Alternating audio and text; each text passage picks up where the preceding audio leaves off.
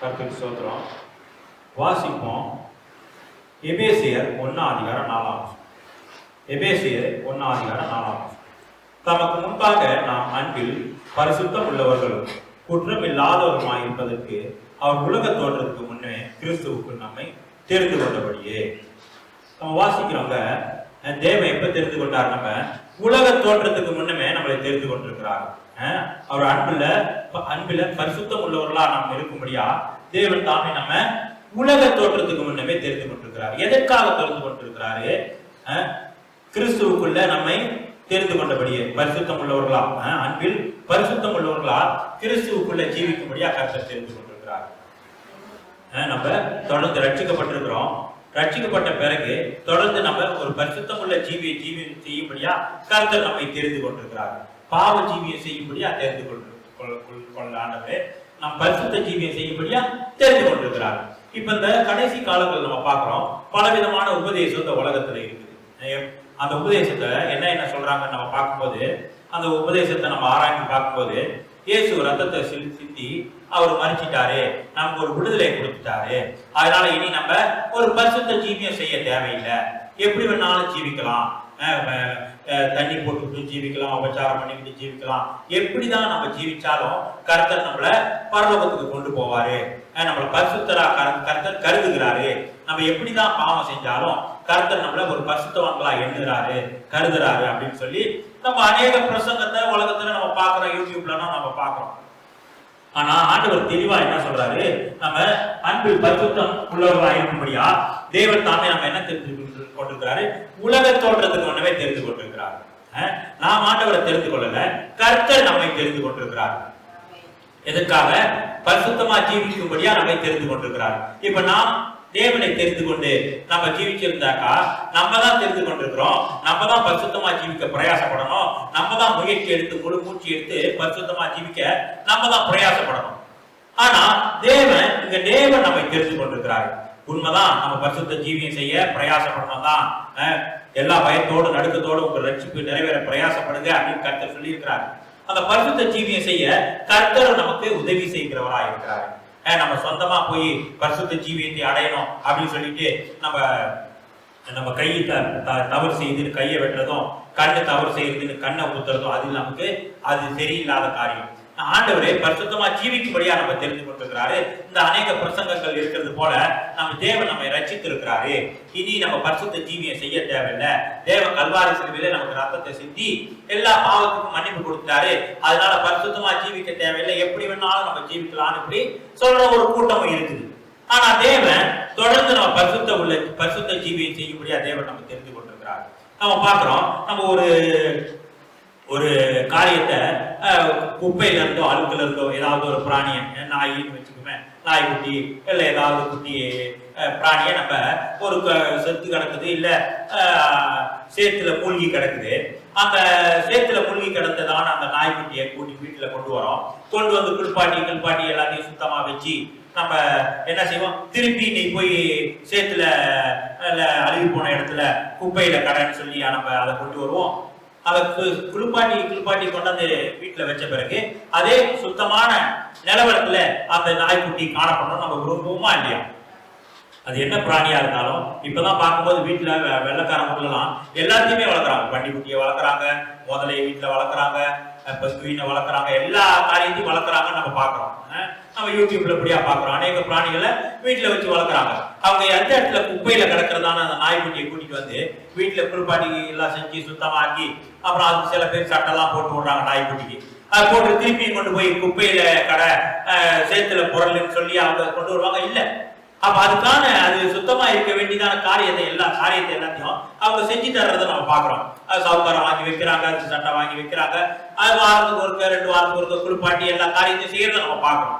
அதே போல இது உன்னதமான தேவன் நம்மளை தெரிந்து கொண்டிருக்கிறார். நம்மளும் அதே போல குப்பையிலையும் சேத்துலையும் அழுக்கலையும் கடந்தோம். அந்த குப்பையிலையும் சேத்துலையும் அழுக்கையிலையும் கடந்ததான தேவன் என்ன செஞ்சிருக்கிறாரு? உலக தோற்றத்துக்கு முன்னே நம்ம முன்னு குறித்தபடினால கர்த்தர் நம்மளை கொண்டு வந்து குளிப்பாட்டி பாவத்திலிருந்து இயேசுவின் ரத்தத்தினால கழுவி நம்மை சுத்திகரித்து அவருடைய வீட்டுல நம்ம வைத்திருக்கிறார். இப்ப மறுபடியும் நம்ம போய் தவறு செஞ்சாக்கா, பாவம் செஞ்சாக்கா, அந்த சேத்துல கடந்தாக்கா தேவனுக்கு பிரியமா இருக்குமா?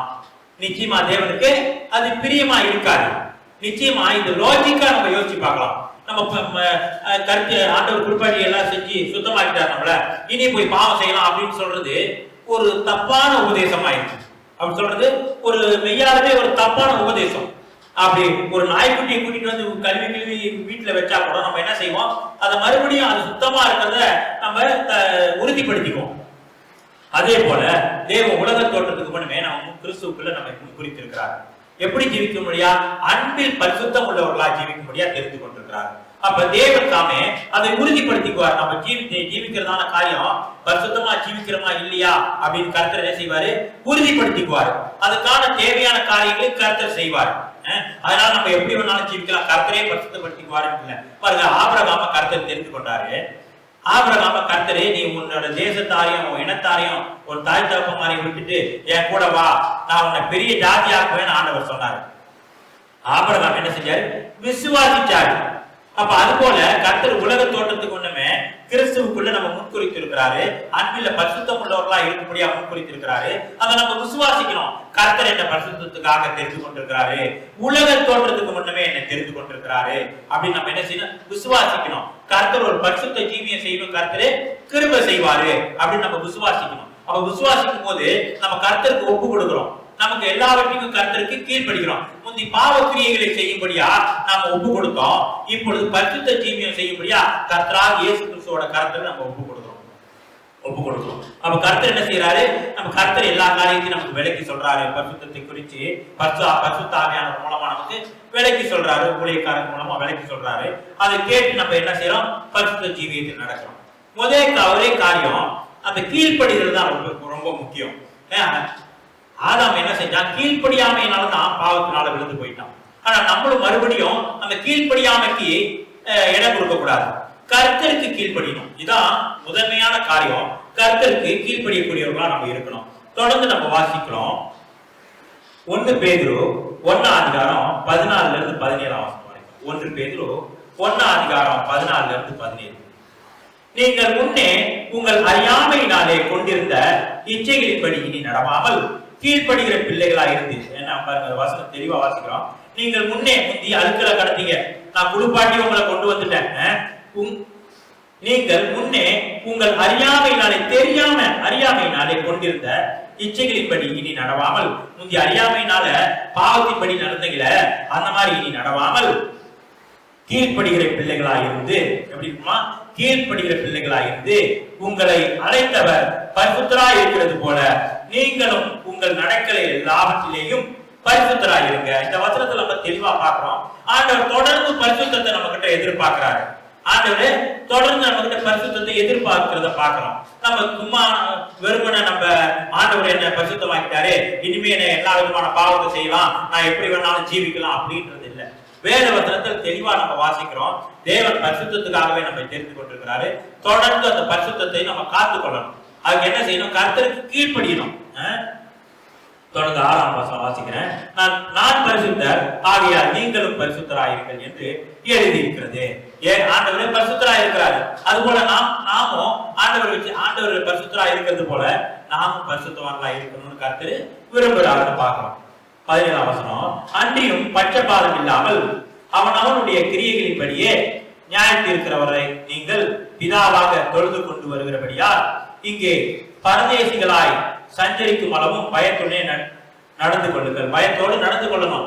சும்மா பாவம் செஞ்சுக்கிட்டு கர்த்தர் பரிசுத்தமாக்கிட்டாரே, நான் இனி என்ன பாவமும் செய்யலாம்னு சொல்லி அந்த மாதிரி சத்தியத்துல நம்ம உடன்பட்டு அந்த மாதிரி நம்ம போகக்கூடாது. ஏன்னா அது அந்த உபதேசத்தை பார்க்கும்போது விசாலமா இருக்குது. எப்படி வேணாலும் போலாம், எப்படி வேணாலும் ஜீவிக்கலாம். அதை ஒரு பிரசங்கியார் பாக்குறோம். தண்ணி போட்டுக்கிட்டு கூட உபதேசத்தை கேட்கலாம், தண்ணி போட்டுக்கிட்டு இருந்தாலும் கர்த்தரு பரலோகத்துக்கு கொண்டு போவாரு இப்படி பேசுறதெல்லாம் நம்ம பார்க்கணும். அப்ப அந்த உபதேசம் எப்படி இருக்கு? விசாலமா இருக்குது. அப்ப விசாலமா இருக்கிற பாதை எங்க கொண்டு போகுது? கேட்டுக்கு கொண்டு போகுது, நரகத்துக்கு கொண்டு போகுது. இப்படி அநேக கிறிஸ்தவங்க இப்படிப்பட்டதான உபதேசத்தினால சிக்கி அந்த தன்னைத்தானே வஞ்சித்து கொண்டு என்ன செய்யறாங்க? நரகத்தை நோக்கி போய்கிட்டு இருக்கிறத நம்ம பார்க்கிறோம். அப்ப நம்ம தேவன் பரிசுத்தத்துக்காக தெரிந்து கொண்டிருக்கிறாரு. அந்த பரிசுத்தத்தை காத்துக்கொள்ளணும். அந்த பரிசுத்தத்தை காத்துக்கொள்ளணும். நம்ம என்ன செய்யணும்? தேவனுக்கு கீழ்ப்படியணும். முதலாவது ஆதாம் பிதாவாகிய தேவனுக்கு கீழ்ப்படியணும். அதாவது இரண்டாவது ஆதாம் ஆகிய கர்த்தராகிய இயேசு கிறிஸ்து பிதாவாகிய தேவனுக்கு எல்லாவற்றிலும் கீழ்ப்படிந்து மரண பரியந்தம் தம்மை தாமே ஒப்பு கொடுத்தாருன்னு பார்க்கிறோம். அதே போல நாமும் கூட எல்லா காரியங்களும் வேத வசனத்தை வாசிக்கிறோம். அந்த சத்தியத்தின்படி நம்ம நடக்கணும். தேவனுக்கு கீழ்ப்படுத்தி நடக்க சத்தியத்தை அறிவீர்கள், சத்தியம் உங்களை விடுதலையாக்க வேண்டும் நம்ம வாசிக்கிறோம். தொடர்ந்து நம்ம வாசிக்கிறோம் யோசுவா 1:9. நான் உங்களுக்கு கட்டளையிடவில்லையா?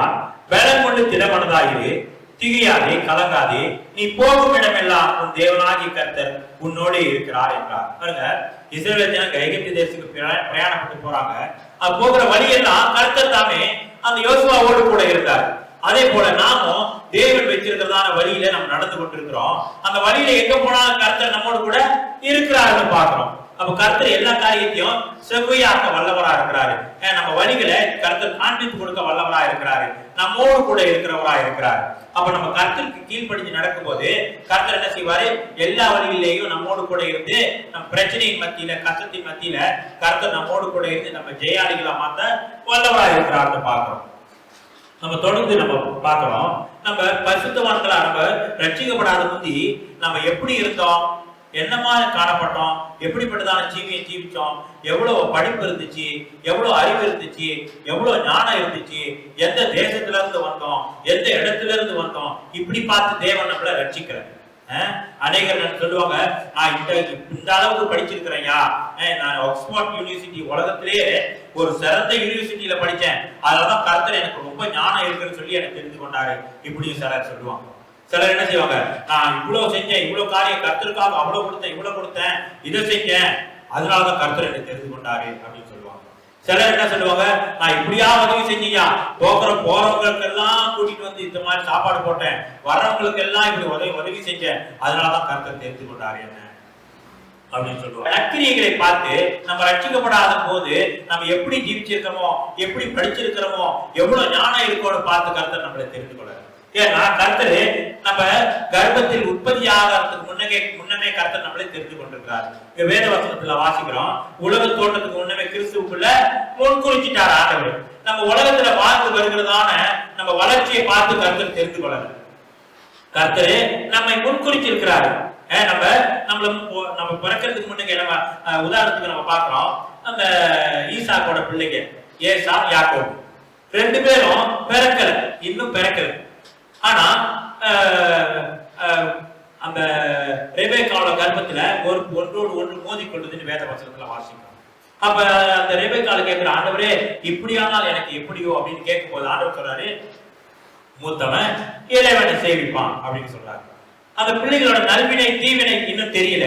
பிள்ளைங்க பிறந்து எப்படி வளர்ந்து எப்படி வரப்போகுதுன்னு யாருக்கும் தெரியல. அப்ப சில பேர் கருத்து கணிப்புல சொல்லுவாங்க, இதுக்காகதான் நம்ம ஆண்டவர் ஏசாவை வெறுத்து யாக்கோபை நேசிச்சாரு, இதுக்காக தான் நேசிச்சாரு அப்படின்னு பல பேர் பல கருத்துக்களை சொல்றதை பார்க்கணும். ஆனாலும் ஆண்டவர் அவங்க வளர்ந்து வருகிறதான சூழ்நிலையை பார்த்து ரட்சிக்கல. ஆண்டவரே அவங்க வளர்ந்து வருகிறதான சூழ்நிலையை பார்த்து ரட்சிக்கல. ஆண்டவர் அவங்க கர்ப்பத்திலேயே ஆண்டவர் என்ன செஞ்சாரு? முடிவு பண்ணிட்டாரு. அதே போல நம்மையும் கர்த்தரு உலக தோற்றத்துக்கு மட்டுமே முன்குறிச்சிட்டாரு.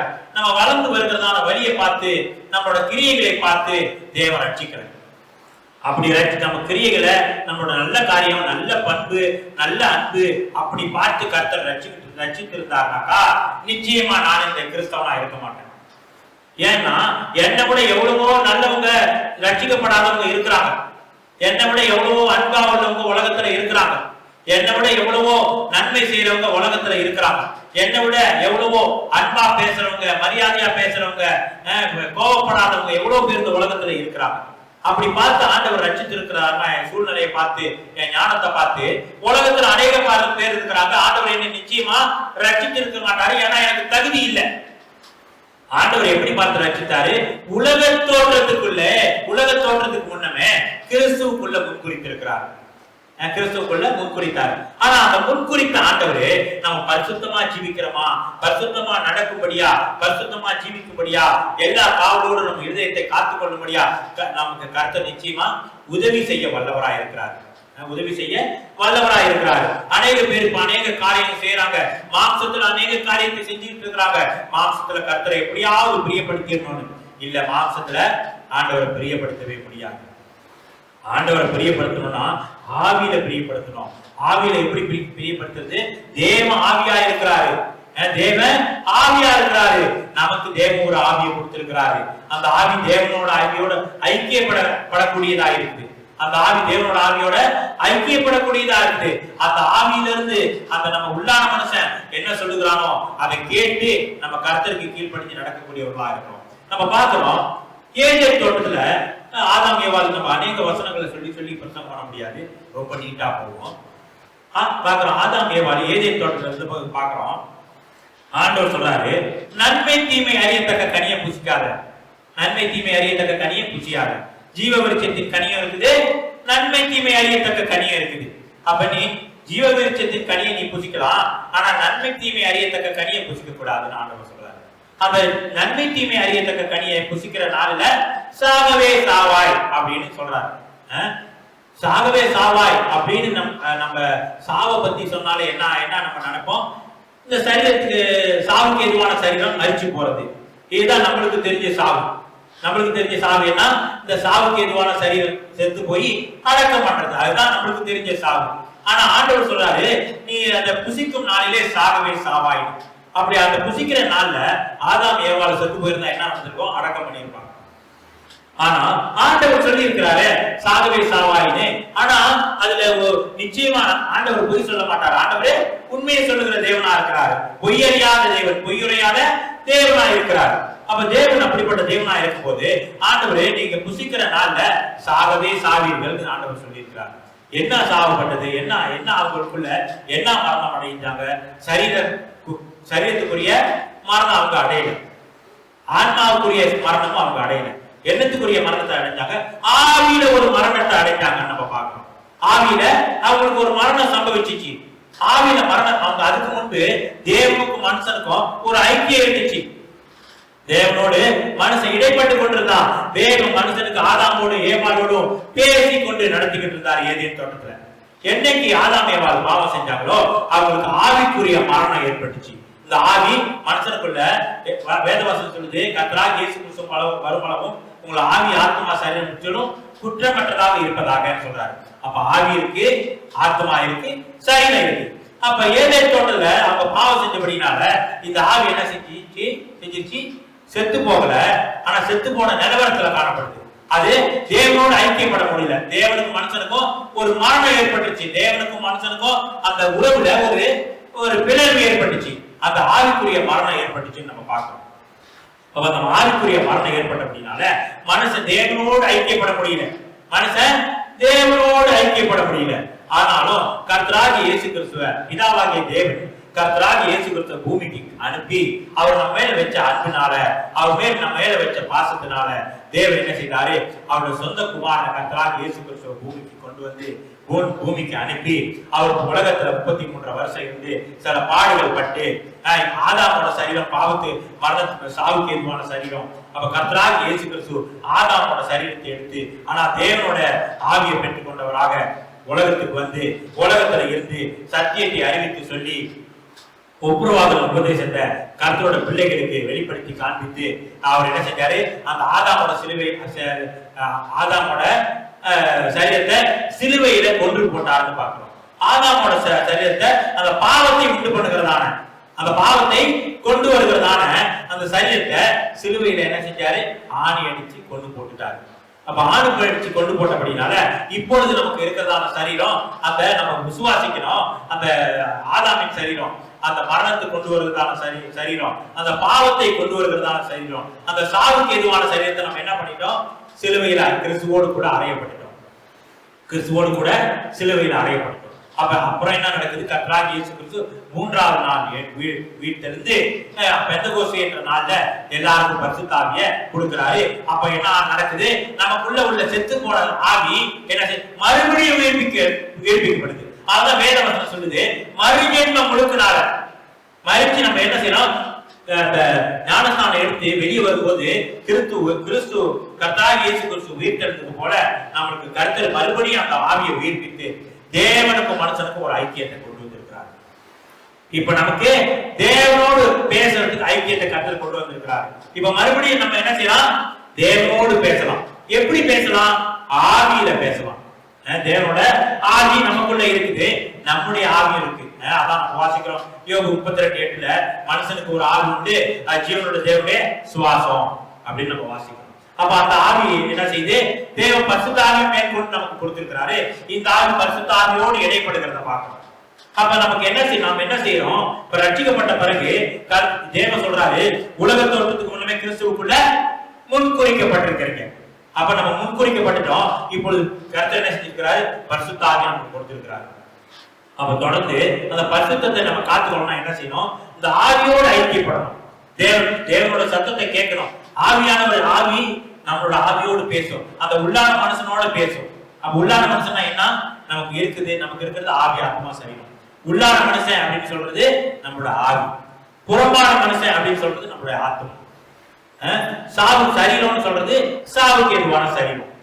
உள்ளான மனுஷன், புறம்பான மனுஷன், சாவுக்கு ஏதுவான சரீரம்.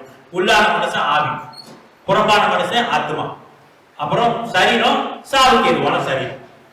அப்ப இந்த சரீரம் என்ன செய்யுது? உலகத்தோடு இடைப்படுது. உலகத்தோடு நான் அண்ணன் கிட்ட பேசுறோம்னா எப்படி இடைப்படணும்? இந்த சரீரத்தை பயன்படுத்தி வாயில பேசி அவர் சொல்றதான காரியத்தை காதுல விளக்கிக்கிட்டு நம்ம ஆத்மாவுக்கு கொடுக்கிறோம். இப்ப உலகத்துல நம்ம இடைப்படணும்னா என்ன செய்யணும்? இந்த சரீரத்தை பயன்படுத்த முடியுதா இருக்குது. அப்ப தேவனோடு நம்ம இடைப்படணும்னா என்னத்தை பயன்படுத்த முடியுதா இருக்கு? நம்மளோட ஆவியை பயன்படுத்த முடியுதா இருக்கு. இதுக்கு இடையில ரெண்டுக்கும் இடையில யார் என்ன இருக்குது? நம்ம ஆத்மா இருக்குது. அப்ப ஆத்மா சீர்தூக்கி பார்க்குது, நம்ம மாம்சத்தின்படி நடக்கணுமா ஆவியின்படி நடக்கணுமா? உலகத்தோட காரியங்கள்ல இழுப்புண்டு போகாதபடிக்கு நம்ம என்ன செய்யறோம்? அந்த ஆவியானவர் நமக்குள்ள இருக்கிறாரு, பரிசுத்த ஆவியானவர். நமக்கு ஒரு ஆவி இருக்குது. அந்த ஆவி என்ன செய்யுது? அதனாலதான் எங்களுக்கோ கிறிஸ்துவின் சிந்தையை அறிந்தவன் யார்? தேவனுடைய சிந்தையை அறிந்தவன் யார்? எங்களுக்கோ கிறிஸ்துவின் சிந்தை உண்டாயிருக்குன்னு அப்போஸ்தலர் சொல்றாரு. நமக்கு கிறிஸ்துவின் சிந்தை எப்படி உண்டாயிருக்கு? கிறிஸ்துவோட சிந்தை, இந்த ஆவி, நம்முடைய ஆவி பரிசுத்த ஆவியோடு இடைப்படுது. அப்ப தேவனுடைய மகத்துவங்களை நம்ம அறிந்து கொள்ள முடியதா இருக்கு. அப்ப நமக்கு நம்ம என்ன செய்யறோம்? அந்த ஆவிக்கு கீழ்ப்படுத்தி நடக்கிறோம். அந்த ஆவில இருந்து நமக்கு எல்லா காரியமும் அங்க இருந்து தான் தேவன் என்ன செய்யறாரு? நமக்குள்ள ஜீவிக்கிறார் ஆண்டவர். நீங்களே தேவனுடைய ஆலயமா இருக்கிறீர்கள். அப்ப நம்ம தேவனோடு இடைப்பட்டு நம்ம ஜீவிக்கிறோம். கிறிஸ்து நமக்குள்ள இருக்கிறார் விசுவாசிக்கிறோம். பழைய மனுஷனை என்ன செஞ்சோம்? சிலுவையில் அறையப்பட்ட கிறிஸ்துவோடு கூட சிலுவையில் அறையப்பட்டு ஆயினும் பிழைத்திருக்கிறேன். கிறிஸ்துவே எனக்குள்ள, இனி நான் அல்ல, கிறிஸ்துவே எனக்குள்ள ஜீவிக்கிறாரு அப்படின்னு நம்ம வாசிக்கிறோம். அப்பொழுது நம்ம பார்க்கிறோம், எல்லாவற்றிலும் நம்ம தேவனுக்கு கீழ்ப்படுத்தி நடக்கக்கூடியவர்களாக இருக்கிறோம். நம்ம வாசிக்கிறது தொடர்ந்து தேவன் நமக்கு கற்பனை கொடுக்கிறார். எப்படி கொடுக்கிறாரு? யோவான் 14:21 என் கற்பனைகளை பெற்றுக்கொண்டு அவைகளை கை கொள்ளுகிறவன் எவனோ என்னிடத்தில் அன்பாயிருக்கிறான். என் கற்பனைகளை பெற்றுக்கொண்டு அவைகளை கை கொள்ளுகிறவனோ எவனோ அவனிடத்தில் அன்பாயிருக்கிறேன். என்னிடத்தில் அன்பாயிருக்கிறவன் என் பிதாவுக்கு அன்பாயிருப்பான். நானும் அவனில் அன்பாயிருந்து அவனுக்கு என்னை வெளிப்படுத்துவேன் என்றார். அப்ப தேவன் என்ன செய்றாரு? அவரோட கற்பனைகளை கை கொள்றோம். எப்படி அவரோட கற்பனைகளை கை கொள்றோம்? தேவன் தாமே உள்ளான மனுஷன் தேவனோடு இடைப்பட்டு நம்ம அந்த கர்த்தரோட காரியங்கள், கர்த்தர் நம்ம செய்ய வேண்டியதான காரியங்களை நமக்கு வெளிப்படுத்தி காண்பிக்கிறார்னு பார்க்கிறோம். அவருக்கு நம்ம கீழ்ப்படுத்தி நடக்கிறோம். தொடர்ந்து நம்ம வாசிக்கிறோம் 2 கொரிந்தியர் 12:9. அதற்கு அவர், என் கிருபை உனக்கு போதும், பலவீனத்திலே என் பலன் பூர்ணமாய் விளங்கும் என்றார்.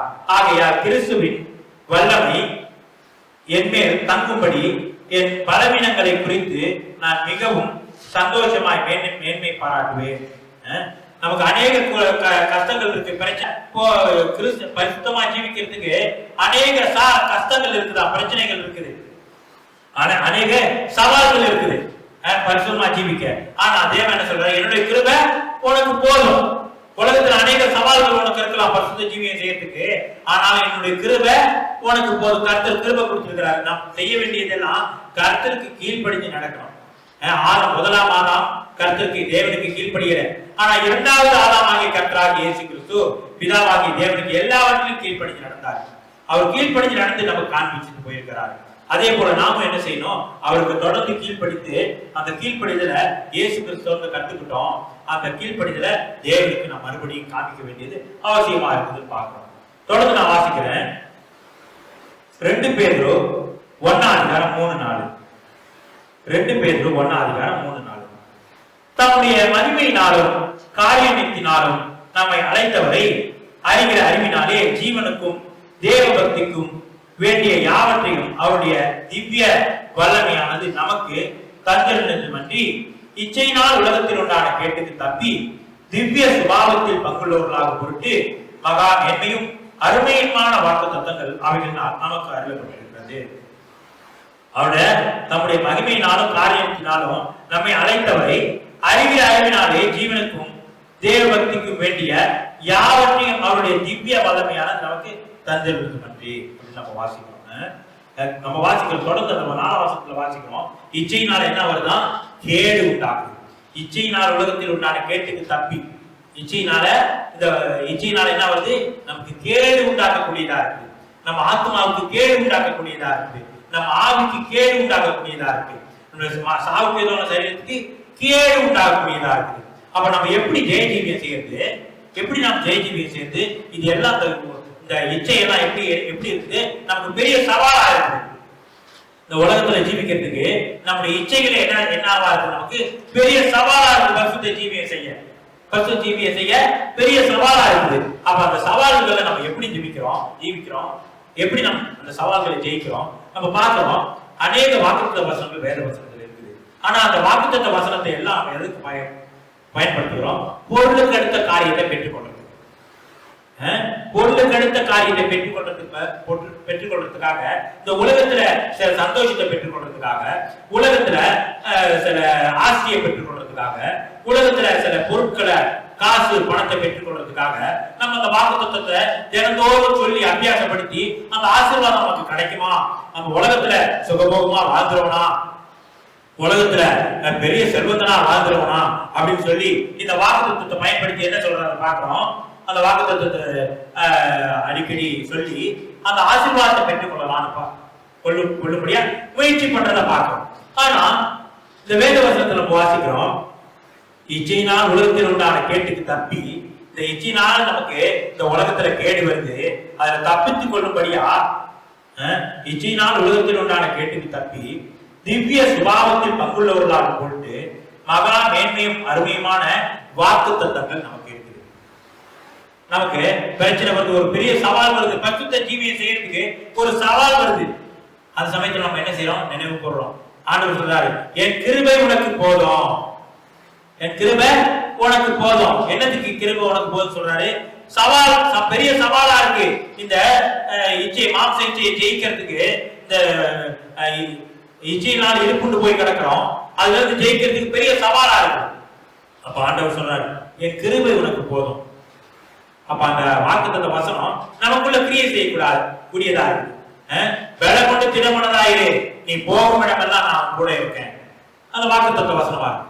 இந்த வாக்குத்தத்த வசனம் என்ன செய்யக்கூடியதா இருக்கு? நம்ம பரிசுத்த ஜீவியம் செய்யறதுக்கு உதவி செய்யக்கூடியதா இருக்கு. ஆண்டவர் சொல்லி இருக்கிறாரு, நான் போகும் இடமெல்லாம் என் கூட இருக்கேன்னு சொல்லி இருக்கிறாரு. அந்த இடங்கள்ல அநேக சவால்கள் வரலாம், இந்த மாம்சத்துக்கு எதுவான அநேக சவால்கள் வரலாம். ஆனா கர்த்தர் சொல்லி இருக்கிறாரு, எல்லாவற்றையும் என் கூட இருக்கேன்.